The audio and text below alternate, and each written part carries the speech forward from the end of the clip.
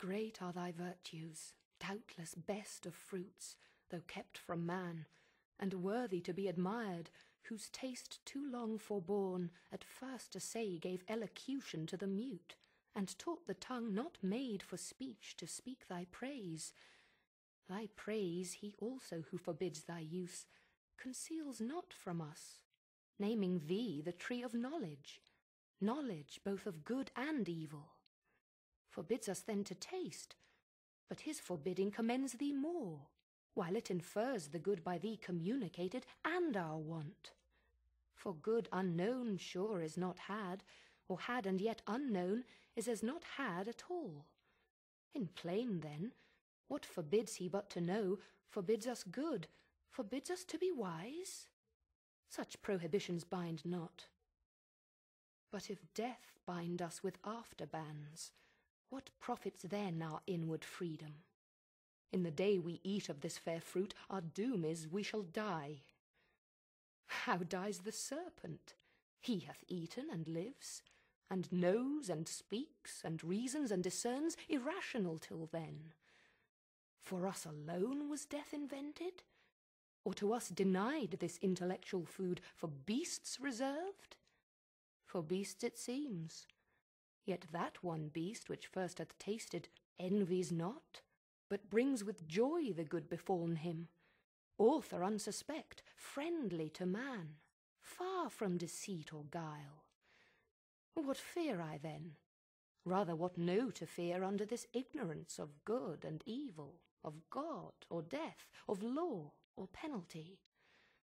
Here grows the cure of all, this fruit divine, fair to the eye, inviting to the taste, of virtue to make wise. What hinders then to reach and feed at once both body and mind? So saying, her rash hand, in evil hour forth reaching to the fruit she plucked, she ate. Earth felt the wound, and nature from her seat, sighing through all her works, gave signs of woe, that all was lost. Back to the thicket slunk the guilty serpent, and well might, for Eve, intent now wholly on her taste, naught else regarded. Such delight till then as seemed in fruit she never tasted, whether true or fancied so, through expectation high of knowledge, nor was Godhead from her thought. Greedily she engorged without restraint, and knew not eating death. Satiate at length, and heightened as with wine, jocund and boon, thus to herself she pleasingly began. O sovereign, virtuous, precious of all trees in paradise, of operation blessed to sapience, hitherto obscured, infamed, and thy fair fruit let hang, as to no end created. But henceforth my early care, not without song each morning and due praise, shall tend thee, and the fertile burden ease of thy full branches offered free to all, till dieted by thee I grow mature in knowledge, as the gods who all things know, though others envy what they cannot give, for had the gift been theirs, it had not here thus grown. Experience next to thee I owe best guide. Not following thee, I had remained in ignorance. Thou open'st wisdom's way, and giv'st access, though secret she retire. And I perhaps am secret. Heaven is high, high and remote to see from thence distinct each thing on earth, and other care perhaps may have diverted from continual watch our great forbidder, safe with all his spies about him. But to Adam in what sort shall I appear? Shall I to him make known as yet my change, and give him to partake full happiness with me? Or rather not, but keep the odds of knowledge in my power without co-partner, so to add what wants in female sex, the more to draw his love, and render me more equal, and perhaps, a thing not undesirable, sometime superior.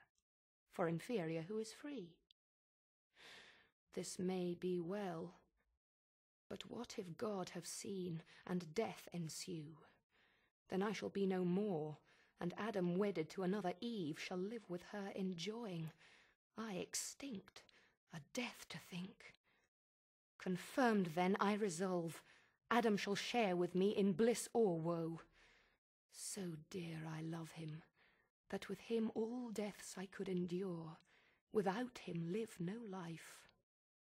So saying, from the tree her step she turned, but first low reverence done as to the power that dwelt within, whose presence had infused into the plant's sciential sap, derived from nectar, drink of gods. Adam the while, waiting desirous her return, had wove of choicest flowers a garland to adorn her tresses, and her rural labours crown, as reapers oft are wont their harvest queen. Great joy he promised to his thoughts, and new solace in her return, so long delayed. Yet oft his heart, divine of something ill, misgave him. He the faltering measure felt, and forth to meet her went, the way she took that morn when first they parted. By the tree of knowledge he must pass, there he her met, scarce from the tree returning. In her hand a bough of fairest fruit that downy smiled, new gathered, and ambrosial smell diffused. To him she hasted, in her face excuse came prologue, and apology to prompt, which with bland words at will she thus addressed. Hast thou not wondered, Adam, at my stay? Thee I have missed, and thought it long deprived thy presence, agony of love till now not felt, nor shall be twice, for never more mean I to try what rash untried I sought, the pain of absence from thy sight. But strange hath been the cause, and wonderful to hear. This tree is not as we are told, a tree of danger tasted, nor to evil unknown opening the way, but of divine effect to open eyes, and make them gods who taste, and hath been tasted such.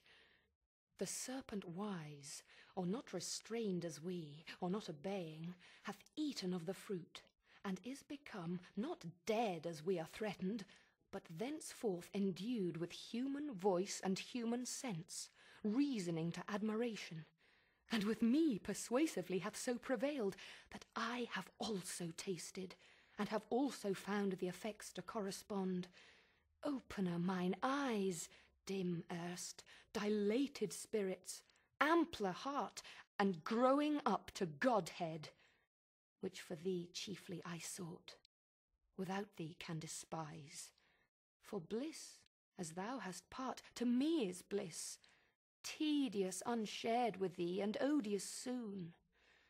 Thou therefore also taste, that equal lot may join us, equal joy as equal love, lest thou not tasting different degree disjoin us, and I then too late renounce deity for thee, when fate will not permit. Thus Eve with countenance blithe her story told, but in her cheek distemper flushing glowed.